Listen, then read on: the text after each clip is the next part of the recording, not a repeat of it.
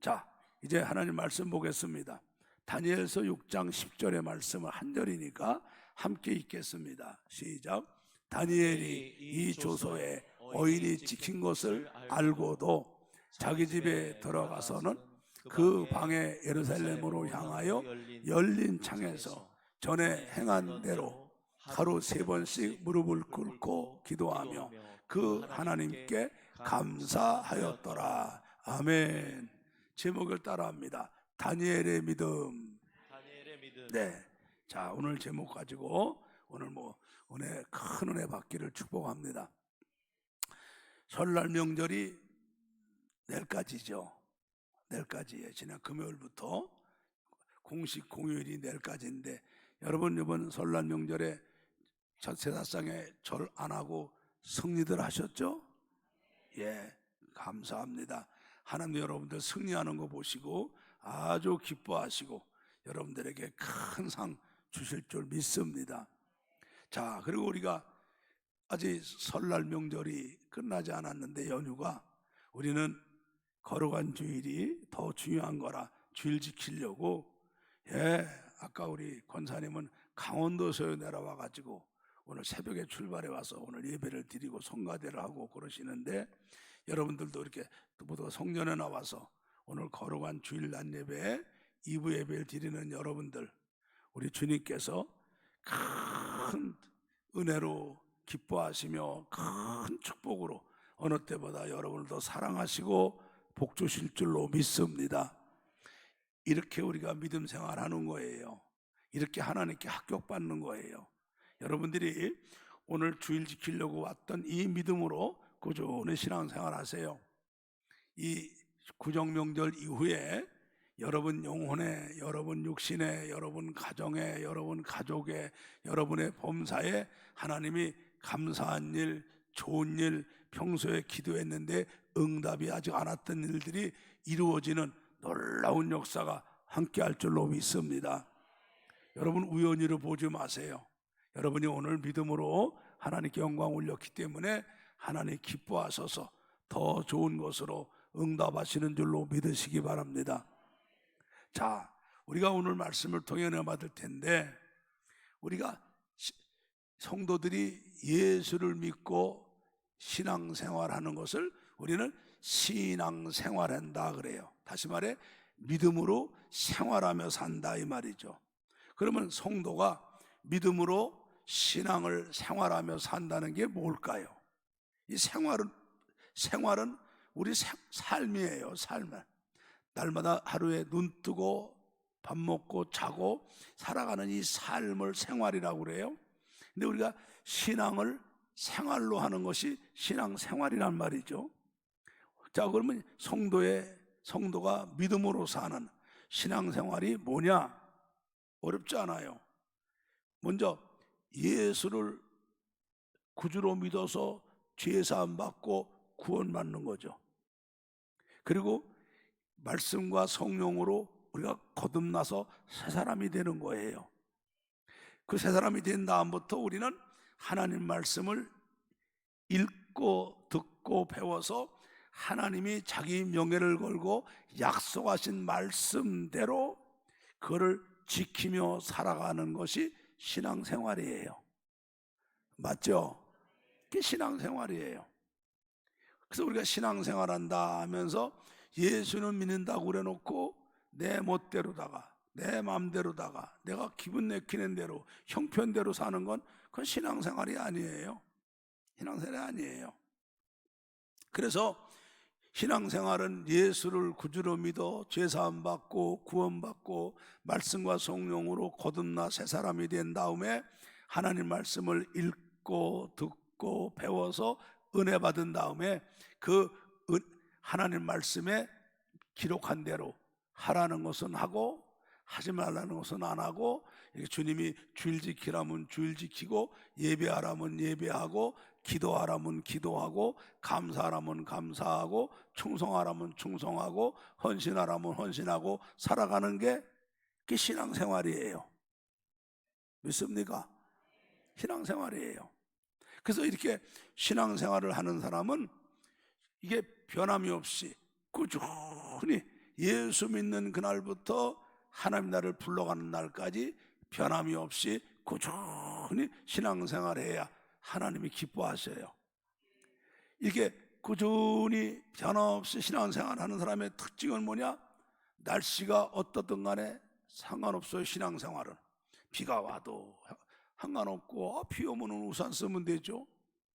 날이 추면 어때요? 옷 더 껴입으면 되죠. 더우면 어때요? 옷 시원하게 입으면 되죠. 날씨가 어떻든 상관없어요.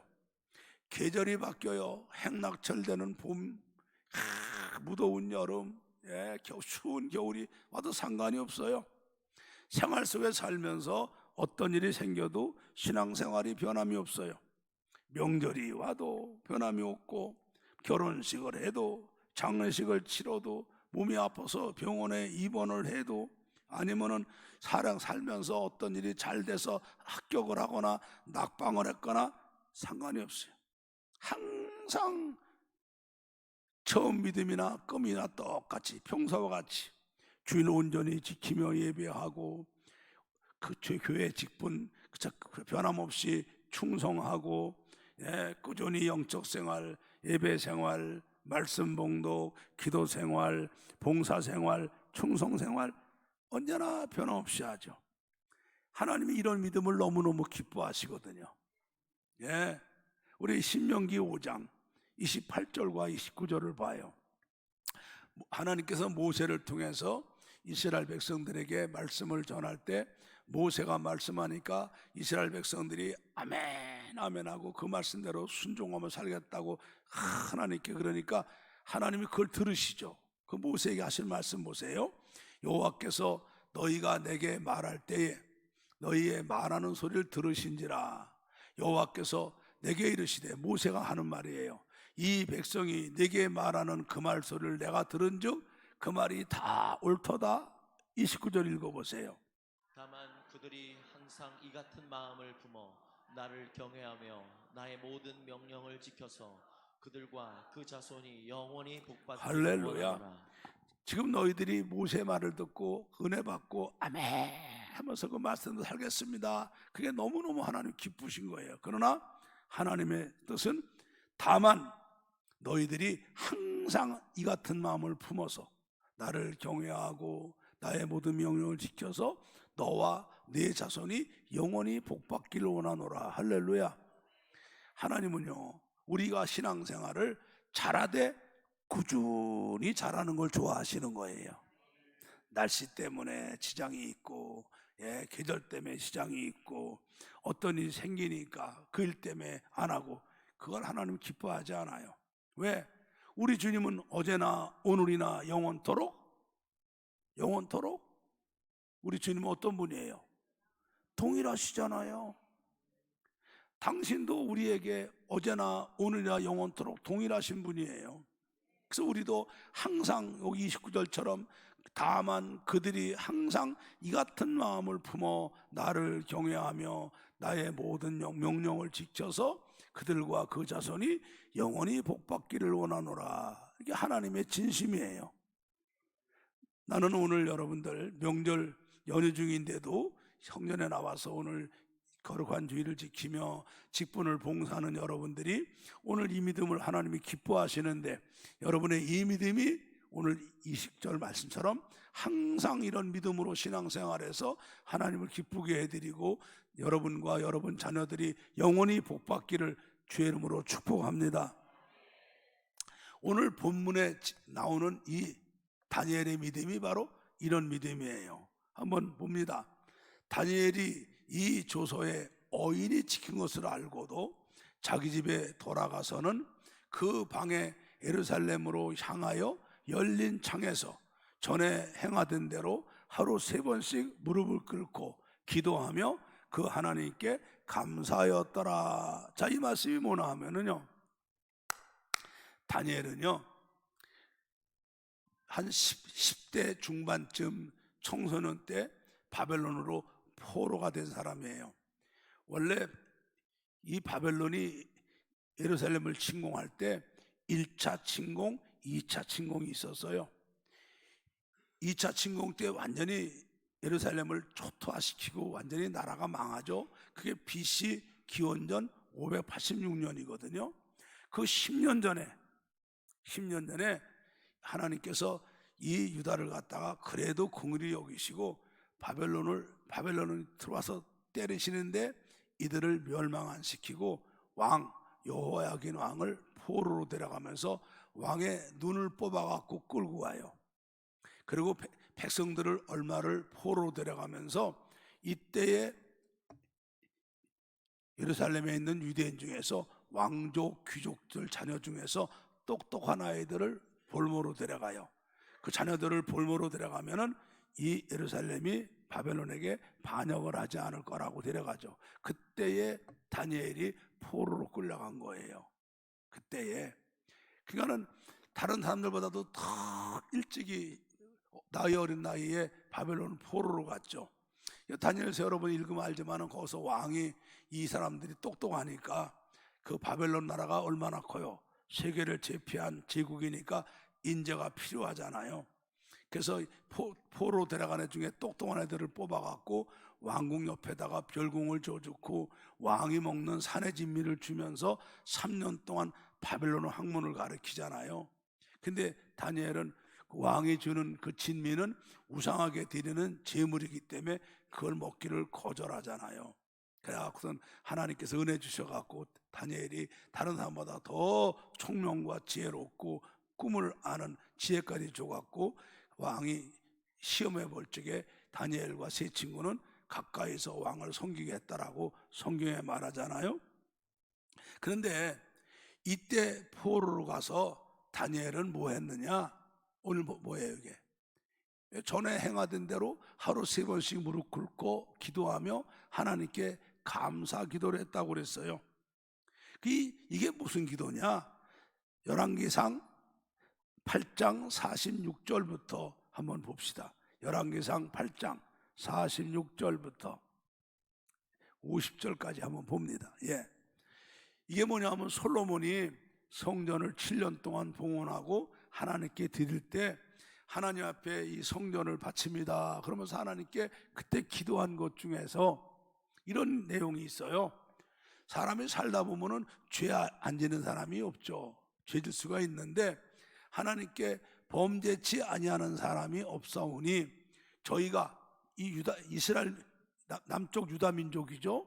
유다 민족이 하나님만 섬겨야 되는 유다 민족이 주께 범죄함으로 주님께서 저희에게 진노하사 저희를 적국에 붙이심에 적국이 저희를 사로잡아 원근을 물러나고 적국의 땅으로 끌어간 후에 저희가 사로잡혀간 땅에서 스스로 잘못된 것을 깨닫고 그 사로잡은 그곳의 땅에서 돌이켜 주님께 간구하기를 우리가 범죄하여 패역을 행하며 악을 지었나이다 하며 자기를 사로잡아 간 적국의 땅에서 온 마음과 온 뜻으로 주께 돌아와서 주께서 그 열정에 주신 땅 곧 주의 빼신 성과 내가 주의 이름을 위하여 건축한 전이 있는 편을 향하여 주께 기도하거든 주는 계신 곳 하늘에서 저희 기도와 간구를 들으시고 저기 이를 돌아보옵시며 주께 범죄한 백성을 용서하시며 주께 범한 그 모든 허물을 사하시고 저희를 사로잡아간 자의 앞에서 저희를 불쌍히 여김을 얻게 하사 그들을 포로로 잡아간 그들로 하여금 저희를 불쌍히 여겨서 포로에서 다시 돌아오게 해 주옵소서. 이게 하나님 앞에 기도하면서 받아낸 약속이에요. 바벨론에 포로로 와 있으면서 이 믿음 좋은 다니엘은 그때부터 예루살렘을 향해서 창문을 열어놓고 하루에 한 번도 아니고 3번씩 기도하며 하나님께 감사했던 거예요. 우리가 이슬람 믿는 사람들이 하루에 5번씩을 메카를 향해서 절을 합시다. 메카가 바로 뭐냐면 그 이슬람교를 창시한 마호메트 고향이에요. 거기가. 그래서 메카라는 것 때문에 우리가 메이커라는, 우리가 이걸 만들었으면 어느 메이커야? 삼성이 만든 거야? 어느 메이커야? LG가 만들었어. 그 메이커라는 말이 그래서 나왔죠. 그 사람들 어디 있든지 그 메카를 향해서 이마가 땅에 꽝꽝 부딪히며 방댕이 하늘로 들고 하루 5번씩 이렇게 절을 하는데 한 번에 수십 번씩을 해요. 근데 이 다니엘이, 그 믿음 좋은 다니엘이, 왕의 진미도 목숨 걸고 거절했던 이 다니엘이 포로로 와서는 하루에 3번씩 예루살렘을 향한 창문을 열어놓고 하나님께 기도하는데, 그 기도를 어떻게 해요? 감사했어요. 빌립보 4장에 뭐래요? 너희가 아무것도 염려하지 말고 감사함으로 그 아랠 것을 하나님께 구하라 그러시죠. 왜 감사함으로? 우리가 믿음으로 하나님의 능력과 약속을 믿고 의심 없이 기도하면은 반드시 그대로 해주시니까. 할렐루야. 그러니까 감사로 기도하는 거죠. 그 기도했던 거예요, 전에 행하던 대로. 근데 이제 다니엘이 여기서 있다가 그 지혜가 뛰어나니까 바벨론 왕이 자기 옆에다가 놓고서 벼슬을 줘갖고 관리를 다 썼단 말이죠. 쓰다가 바벨론 왕이 꿈을 꾼 거를, 아무도 해석 못하는 거를 다니엘이 해석을 해주고, 그 아들이 꿈꾼 것도 해석해주고, 다니엘이 거기서 아주 인정을 받죠. 그렇지만은 이 다니엘서 오늘 6장 바로 앞에 5장 끝에 뭐가 나와요? 그날 밤에 갈대아 왕 벨사살이 죽임을 당하였고 메대 사람 다리오가 나라를 얻었는데 때에 다리오는 62세였더라. 예, 이 바벨론을 멸망시키고서 나라 세운 사람이 메대 사람이에요. 메대 사람 다리오예요. 다리오. 그럼 파사는 뭐냐? 파사가 페르시아를 갖다 우리가 파사라고 부른 거거든요. 고레스가 파사 사람이에요. 파사, 페르시아 사람이에요. 메대 왕이 다리오고요. 그러면 이 고레스는 누구냐?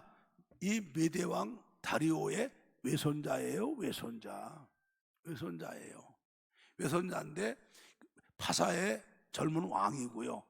그 다음에 메대 왕은 다리오인데 나이가 62세니까 그때 62세면은 지금 80세 같이 많은 거지요. 이 사람이 왕이 된 거예요. 왕이 돼갖고선 바벨론을 멸망시키고 이제 메대 파사 나라를 세웠는데, 이 나라가 얼마나 큽니까? 앞에 보니까는 1절에 다리오가 자기 밤에 원하는 대로 방백 120명을 세워서 전국을 통치하게 하고, 그 나라가 얼마나 큰지 도가 120개가 있는 거예요. 여러분, 우리나라 미국은 주가 50개 있죠. 50개. 그냥 미국은 도가 150개 있다고, 아니 50개 있다고 보면 돼요. 근데 미국의 주는요, 워싱턴 DC만 빼놓고는요, 텍사스 주나 알래스카, 캘리포니아 뭐 이런 주는요, 우리 남한보다, 캘리포니아만도 남한보다 10배가 커요.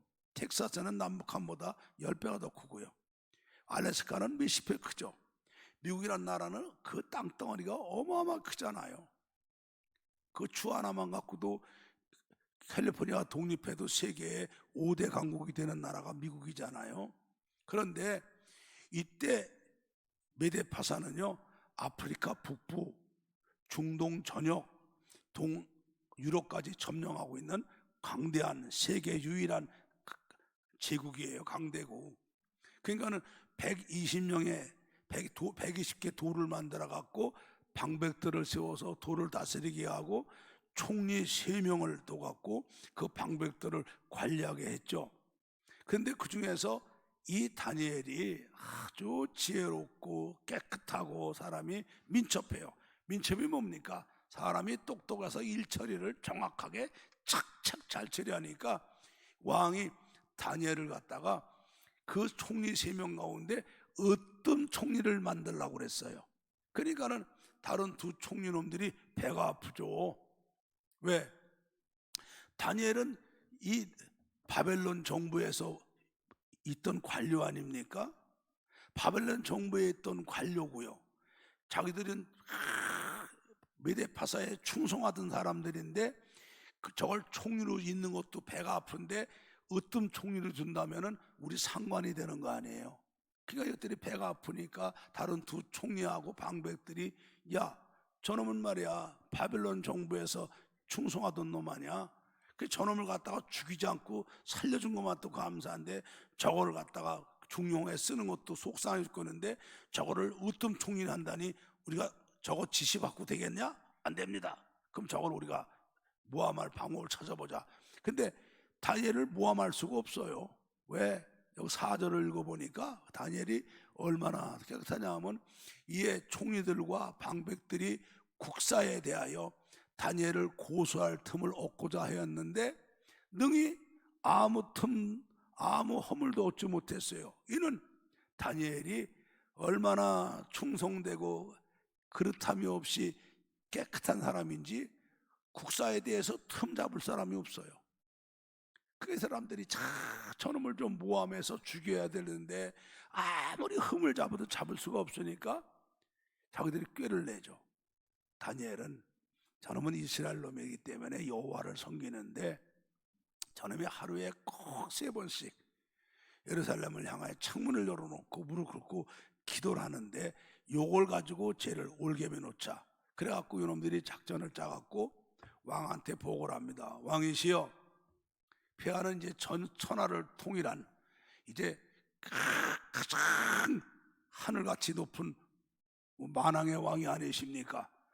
이제 30일 동안만 특별한 명령을 내리셔갖고 이 바벨론 옛날에 통치하던 지역서부터 모든 메데파사에 들어온 백성들은 왕 외에 다른 신에게 절을 하거나 다른 신에게 기도를 하거나 그런 게 있으면은 왕을 무시하는 게 되는 거니까 그놈들은 잡아다가 사자굴에 집어넣어서 죽임이 마땅합니다. 그래서 왕이 이 새 나라를 만들었는데 왕의 권위가 서야 되고 왕의 명의가 서야 됩니다. 왕이 듣고 보니까 맞죠. 자기가 바벨론을 멸망시키고 새로운 나라를 세웠는데 이 백성들이 자기를 무서워하고 자기 말을 들어야 나라가 통치가 되니까 그래 옳다. 그래서 조서를 갖고 써와라. 그러고서 써오게 한 다음에 어인이 뭐예요? 어인이 왕의 도장이 어인이에요. 이 왕의 도장을 찍으면 그때부터 즉시 그 법은 발효가 되는 거예요. 얼마나 무섭습니까? 그리고 사자들을 갖다가 사방마다가 지하실에다가 사자들을 갖다가 바글바글 해놓고 사자들을 굶기는 거죠. 그리고 왕명을 어기는 놈으로 잡아다가 사자고로 집어넣어갖고 사자밥이 굶주린 사자들의 밥이 되게 하려고 해놓은 거예요. 자, 그럼 다니엘이 총리예요. 오전에서 이런 회의가 일어나는 거 다 알고 있죠. 이 작전이 자기를 죽이려고 함정 파는 것도 알고 있죠. 자기를 모함하고 죽이려는 것도 알죠. 그리고 이 왕명이 얼마나 지엄한 것도 알고 지금 어인 도장 친 것도 알아요. 알고 집이 와서 보세요. 다시 다니엘서 6장 10절을 봐요. 다니엘이 이 조서에 어인이 찍힌 것을 다 알고도 자기 집에 돌아가서는 그 방에 예루살렘을 향하여 열린 창에서 전에 행하던 대로 이게 중요해요. 갑자기 한 게 아니에요. 전부터 하던 거야. 언제부터 했던 건가요? 바벨론 제게 포로로 올 때부터 10대 소년으로 왔을 때부터 이때 다니엘 나이가 꽤 많아요. 다니엘이 아마 7, 80대 같고 아마 다니엘이 이 기도를 한 50년 내지 60년은 했을 거란 말이죠. 전에 행하던 대로 창문을 열어놓고 하루에 3번씩 무릎을 꿇고 하나님께 기도하면서 감사했어요. 할렐루야. 이게 갑자기 한 거 아니에요. 그런데 과연 어찌 됐어요? 그 대적들이 함정을 파놨으니까 다니엘이 집에 가서 기도 안 하나 엿보러 왔죠. 다니엘은 다 알고도 담대하게 창문 열린 곳에 손을 들고 하나님 앞에 감사 기도하는데 기도를 주기도문 하도 됐겠어요? 이분이 기도를 얼마나 깊이 하는 분인데 다 봤죠. 그 가서 이놈들이 가서 다 왕한테 즉시 보고하죠. 왕이시여, 왕명이 떨어지는데 왕명은 곧 법이지 않습니까? 이걸 어기면은 그 말씀하신 대로 무서운 처벌 내리는 거 맞지요? 그렇지. 근데 왕명을 어긴 놈이 있습니다. 누구냐? 다니엘입니다. 다니엘이 어쨌길래 하루에, 그전에도 이렇게 예루살렘을 향해서 손을 들고 하루 3번씩 기도하던 놈이 왕명이 떨어지고 어인에 지킨 거 알고도 가서 오늘도 했습니다. 왕은 그때서야 바차하죠. 자기가 이 다니엘이 얼마나 충성된 사람이고 깨끗한 사람이고 똑똑한 사람인 걸 알잖아요. 그러니까 바벨론이 멸망당했는데도 바벨론 정부에 있던 이 사람을 들어서 중용을 하고 일을 시켜보니까 너무너무 잘하니까 어떤 총리 삼으려고 힘했던 사람인데 이놈들이 시기해갖고 함정을 파놓고 빠지게 했건데, 이거는 자기도 빼도 박도 못하죠. 자기 왕명으로 조서를 내리고 어인을 찍었는데 이거를 변경할 수가 없죠. 근데 다니엘은 아까운 사람을 사자고로 해놓고 죽게 된 거 아닙니까? 그러나 뭐 왕도 그냥 뭐 어쩔 수 없이 왕명대로 고행하라. 그래서 다니엘을 잡아다가 굶주린 사자고로다 던져놨습니다. 던져놓고 이 왕이 한 잠을 못 자요. 밤에 한 잠을 못 잡니다. 내가 저놈들한테 속았어. 진짜 충신을, 아까운 인재를 죽여야 됐는데 내가 저놈들의 관계를 알고 그 법에다가 도장을 찍지 말아야 되는데 내가 그 관계를 모르고 찍었어. 내가 어리석고 어떻게 하면 좋으냐 밤새 고민하다가 아침에 일찍이 왕이 다니엘이 있는 사자굴에 있는 거기로 갑니다. 한번 성경을 한번 볼까요? 18절 보면은 왕이 궁에 돌아가 사는 밤이 맞도록 금식하고 그 앞에 가라 기생과 기악을 그치고 침수를 피하니라. 왕도 금식을 하면서 너무너무 속상하고 음악을 다 물리치고 다니엘, 여러분 구적에 굶주린 사자굴에 집어넣은 거 금방 다 죽죠. 그 잠을 못 자고 있다가 오늘 19절을 봐요. 그 이튿날에 왕이 새벽에 일어나 급히 사자굴로 가서 읽어보세요. 20절. 다니엘의 든 굴에 가까이 이르러는 슬피 소리질러 다니엘에게 물어 가로되 사시는 하나님의 종 다니엘아, 너의 항상 섬기는 내 하나님이 사자에게서 너를 구원하시기에 능하셨느냐? 다니엘에게 다시 한번 말씀을 줘봐요. 20절 뭐라고 그래요? 사시는 하나님의 종 다니엘아, 너희 항상 섬기는 네 하나님이 사자에게서 너를 구원하시기를 능하셨느냐? 그랬더니 다니엘이 그 아래 대답을 하잖아요. 다니엘이 왕에게 와대 왕이여, 원컨대 왕은 만세수를 하옵소서.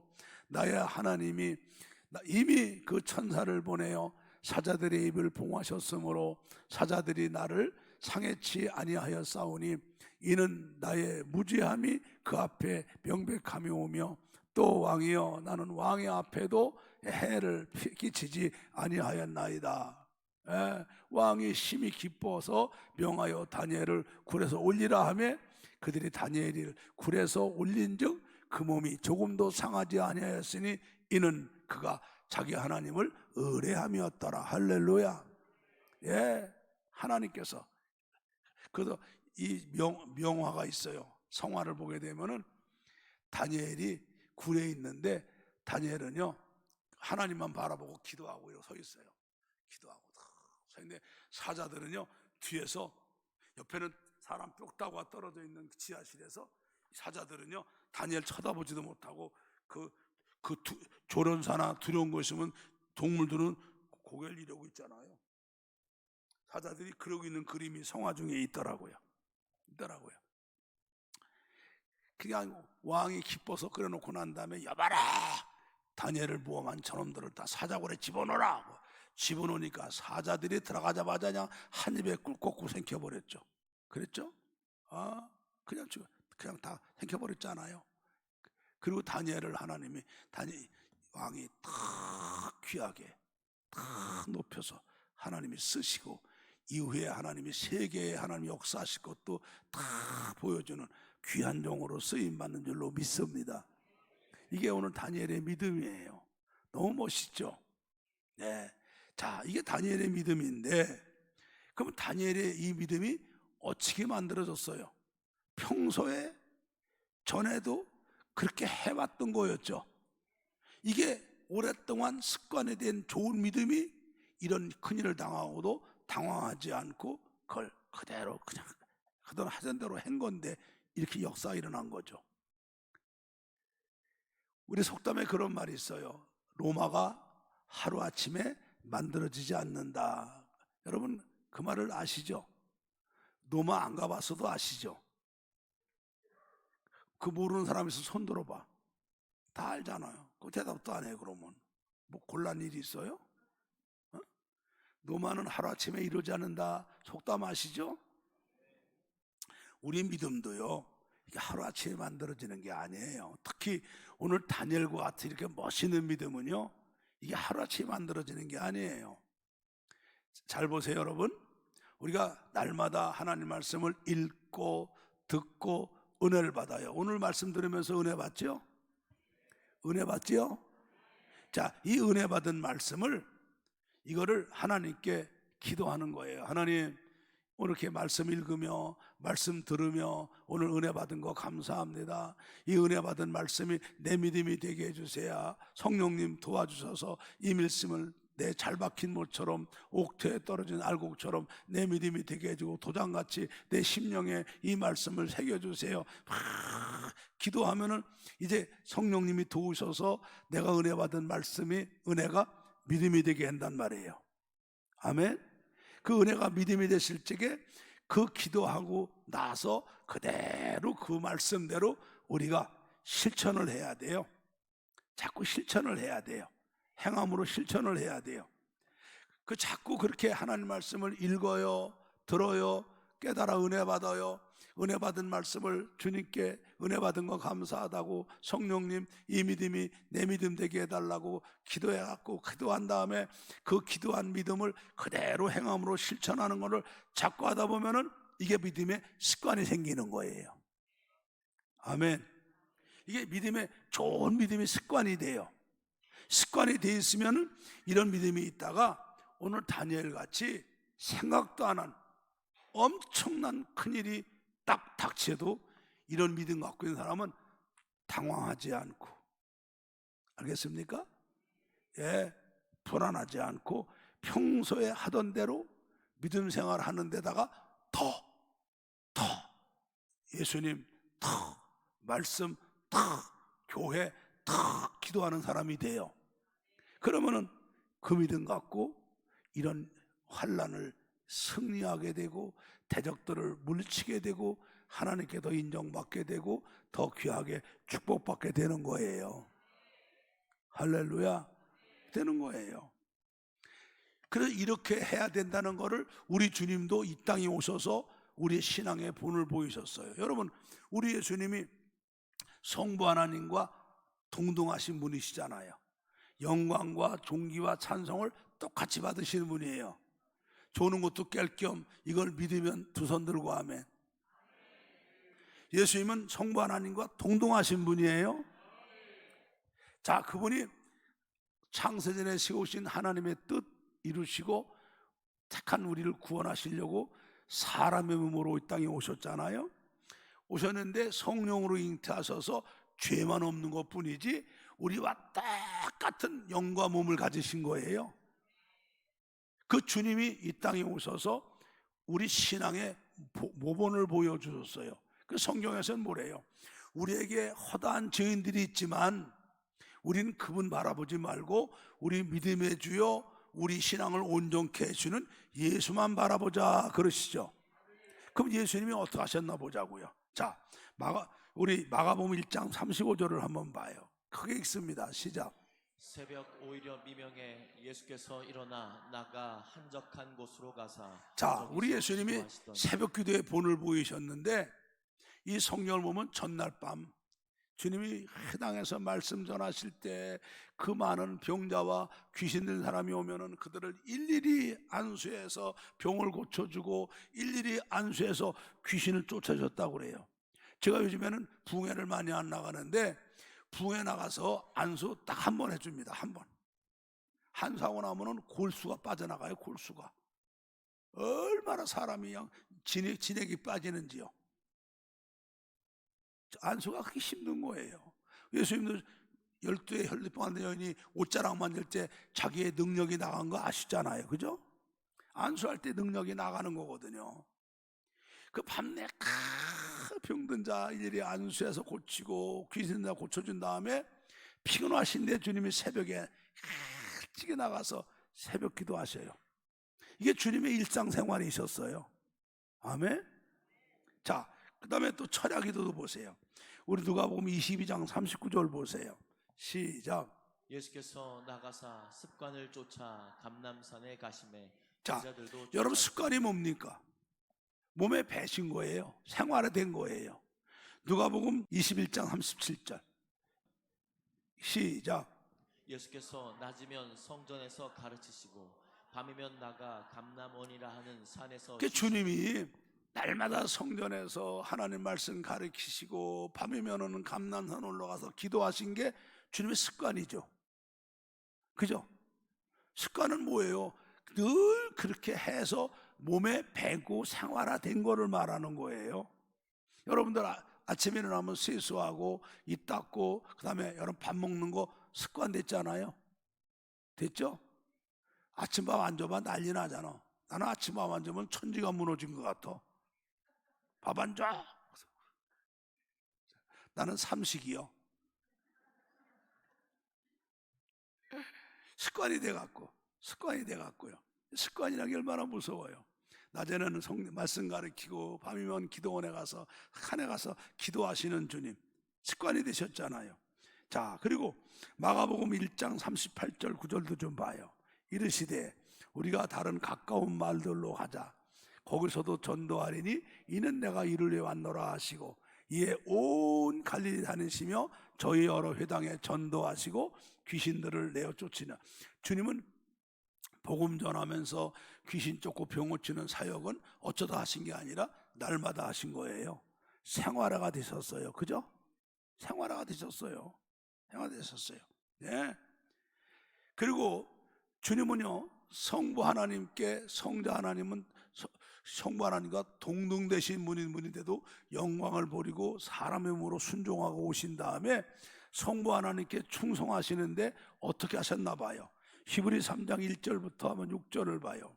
그러므로 함께 하늘의 부르심을 입은 거룩한 형제들아, 우리의 믿는 도리의 사도시며 대제사장이신 예수를 깊이 생각하라. 주님을 보고 배우란 말이에요. 2절을 봐요. 시작. 저가 자기를 세우신 이에게 충성하기를 모세가 하나님의 온 집에서 한 것과 같으니 저는 모세보다 더욱 영광을 받을 만한 것이 마치 집 지은 자가 그 집보다 더욱 존귀함 같으니와 집마다 지은이가 있으니 만물을 지으신 이는 하나님이시라. 또한 모세는 장래에 말할 것을 증거하기 위하여 하나님의 온 집에서 사환으로 충성하였고 그리스도는 그의 집 맡은 아들로 충성하였으니 우리가 소망의 담대함과 자랑을 끝까지 견고히 잡으면 그의 집이라. 그 주님은요 아버지께 순종하고 충성하는 것을 모세보다 더 하셨죠. 그러니까는 사람의 몸으로 오신 것도 순종, 아무 죄 없는 주분이 우리 죄를 대신하고 십자가 죽는 것까지 순종하셨잖아요. 충성으로다가. 여러분 잘 들으세요. 우리 예수님께서 승천하기 전에 마태복음 28장에 나오셔서 그래요. 이제 하늘과 땅의 모든 권세를 아버지께서 내게 주셨으니 너희는 가서, 우리 보고 하시는 말씀이 가서 모든 족속으로 제자를 삼아. 뭘 삼아? 제자를 삼아 아버지와 아들과 성령의 이름으로 세례를 주고 내가 너희들에게 분부한 모든 것을 가르쳐 지키게 하라. 보라, 세상 끝날까지 내가 너희와 항상 함께 있으리라 하시죠. 할렐루야. 제자를 삼는 거예요. 여러분 제자가 헬라어로다가 마데테스라고 그래요. 따라합시다. 마데테스. 이 말은 뭐냐 하면은 자기를 가리키는 사람을 본받아 그대로 따라 사는 사람들을 제자라고 그래요. 이 마데테스 제자란 뜻은 자기를 가리키고 인도하는 사람에게 배워서 그분을 따라 그대로 사는 사람들을 제자라고 그러는 거예요. 알겠어요? 그럼 우리가 예수를 믿잖아요. 예수를 구주로 믿죠. 믿죠. 그러면 우리는 예수님을 닮아가야 되죠. 그 예수님이 이 땅에 오셔서 우리에게 신앙생활 이렇게 해야 된다고 본을 보이셨어요. 보이셨어요. 그래서 주님께서 십자가 지실 때가 왔어요. 여러분, 우리 주님의 몸이 무슨 사람들은 신비한 몸이 돼갖고 안 잡수셔도 배 안 고프고 잠 안 주무셔도 안 졸렸고 찔러도 피가 나도 안 죽고 그런 몸인 줄 알아요. 여러분, 우리가 똑같은 몸이에요. 안 잡수시면 배고프고 안 주무시면 피곤하고 매 맞으면 아프고 찔리면 피나고 피나면 죽으시는, 알겠습니까? 근데 한 사람의 죄도 아니고 온 인류의 죄를 지고 그 무서운 하나님의 진노와 저주와 형벌의 십자가를 받잖아요. 그게 얼마나 무서운 거예요. 여러분, 우리가 사고 나도요, 모르고 사고 나면은 못해요. 제가 청년 때 사업을 했잖아요. 근데 그때 차들이 얼마나 엉성했나 하면 옛날 그 산판 다니는 옛날 고물 GMC요. 그냥 언덕 올라가면은요, 10바퀴 올라가면서 벙벙벙벙벙벙 올라가요. 올라가는데 얼마나 문이 허술한지 하면은 올라가서 차가 커브를 트는데 내가 옆에 앉았다가 문이 열려가지고 뚝 떨어졌어. 달리는 차에서. 근데 워낙 차가 천천히 가는 마음에 굴러 떨어져 갖고도 안 다쳤는데 그 기가 막히더라고요. 여러분, 지금같이 차 싱싱 달리는 차인데 달리다가 커브 틀다가 문 열려고 떨어졌으면 그거 축사망이죠. 아니면 살아도 중상이고, 그렇죠? 그 내가 그 언덕 올라갈 때마다 참 여기서 내가 차문이 확 열려갖고 굴러 떨어져 생각하면은 거기만 가면 그 생각이 나는 거예요. 거만 지나가면 굴러 떨어진 거. 모르고 일어났으니까 그렇지 알고 있다면 얼마나 불안해요, 그죠? 근데 예수님은 그 십자가가 얼마나 무서운 거 아시잖아요. 아시는데 우리와 똑같은 몸을 가지신 주님이 그 무서운 십자가를 놓고 어떻게 하시나 한번 가봐요. 자, 우리 누가복음 22장 39절부터 46절을 한번 봐요. 예수께서 나가사 습관을 쫓아 감람산에 가심에 제자들도 쫓았더니 그곳에 이르러 저희에게 이르시되 시험에 들지 않기를 기도하라 하시고 저희를 떠나 돌 던질 만큼 가서 무릎을 꿇고 기도하여 가라사대 아버지여 만일 아버지의 뜻이거든 이 잔을 내게서 옮기시옵소서. 그러나 내 원대로 마옵시고 아버지의 원대로 되기를 원하나이다 하시니 사자가 하늘로부터 예수께 나타나 심을 돕더라. 예수께서 힘쓰고 애써 더욱 간절히 기도하시니 땀이 땅에 떨어지는 핏방울 같이 저는 되었다. 이 구절을 읽다가 그냥 울컥했어요. 왜냐하면 저는 성지순례 가봤잖아요. 거기 게세마네 동산이 밤만 되면 0도로 떨어지는 추운 곳인데 주님이 얼마나 애쓰고 기도하셨는지 이마에 떨어지는 땀방울이 손을 댔을 때 비가 뚝뚝뚝 떨어지는 것처럼 떨어졌다는 거예요.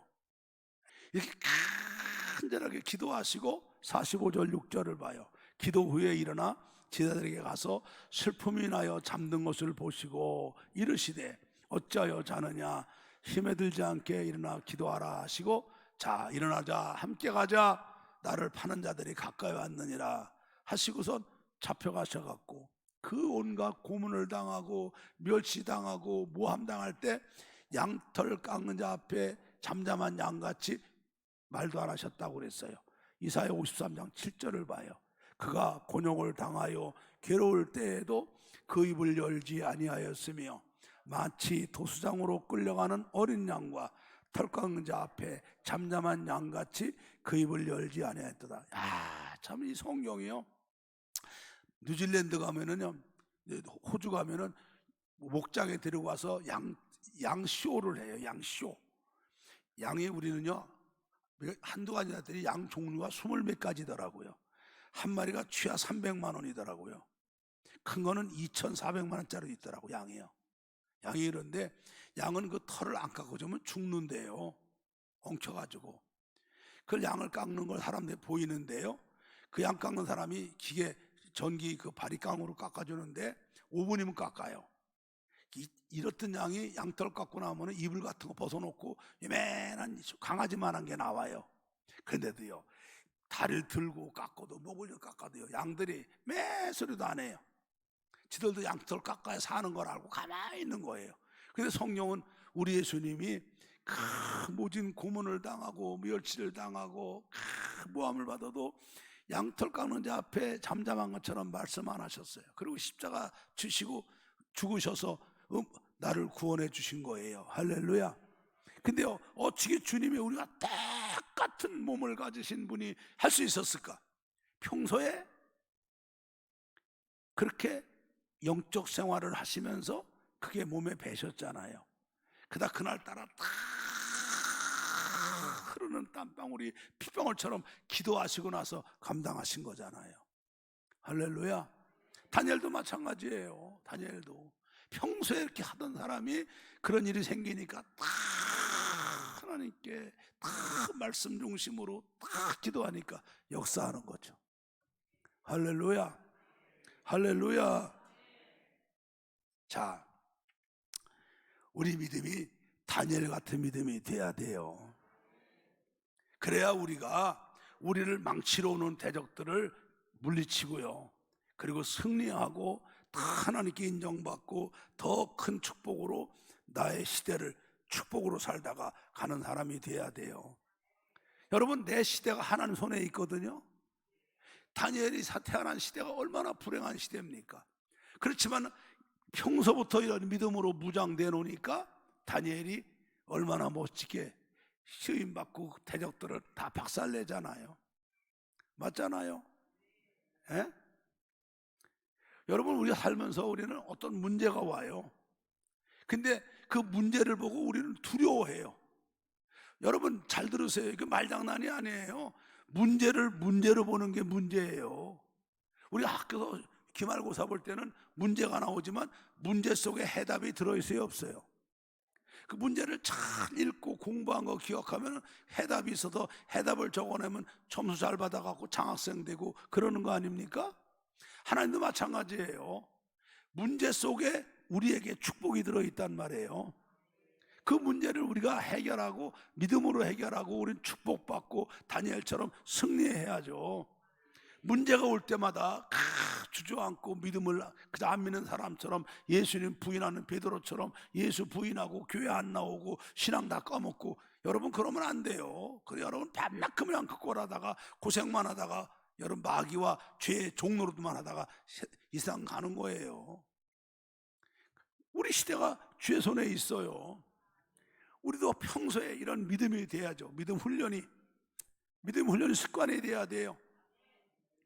말씀 읽고 들어서 은혜 받고 은혜 받은 거 붙잡고 기도해서 하나님께 이물짐이 내 믿음 되게 해달라고 기도하고, 기도한 다음에는 그 말씀대로 순종하며 행할로 실천하는 거. 꾸준히 비가 오나 눈이 오나 날씨가 어떠나 여름이 오나 겨울이 오나 하면은 살다가 우리도 어떤 일이 생겨요. 절대 당황하지 않아요. 절대 그 문제에 물러나지 않죠. 평소에 하던 대로다가 하되 더 주님 의지하고 더 말씀되고 더 성전 중심으로 기도하면은 우리도 반드시 이기는 줄로 믿습니다. 그래서 다니엘 믿음으로 승리하는 거예요. 할렐루야. 그렇게 하라고 주님이 이 땅에 오셔서 우리에게 신앙의 모본을 보여주셨잖아요. 예수 믿으면 예수님 제자가 돼야죠. 예수만 알면 뭐해요? 주님 말씀하잖아요. 너희가 내 말대로 살면 남들이 너희가 내 제자인 줄 알리라 그러셨잖아요. 우린 예수님 제자예요. 예수님처럼 살아야죠. 아멘. 오늘 설날 명절 연휴 중인데도 다 정리하고 강원도 저 남해 사방에서 달려와서 오늘 주일을 지키면서 직분을 감당하는 여러분들이 오늘 다니엘의 믿음인 줄로 믿습니다. 나는 여러분의 믿음이 항상 오늘같이 되기를 축복해요. 이거는 내 말이 아니라 하나님 말씀이에요. 그러려면은 우리는 평소에 말씀 읽고 은혜 받는데 힘쓰고, 말씀 듣고 은혜 받은 거 기도해서 내 것 만드는데 늘 힘쓰고, 내 것 만든 거를 행함으로 실천하는 이런 습관들을 꼭 가지시기를 주의 이름으로 축복합니다.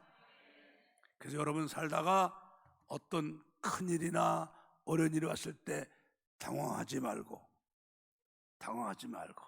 평소에 하던 대로 하되, 그때 더 주님 중심, 더 말씀 중심, 더 성전 중심으로 매달리면 우리도 다니엘 같이 승리할 줄로 믿습니다.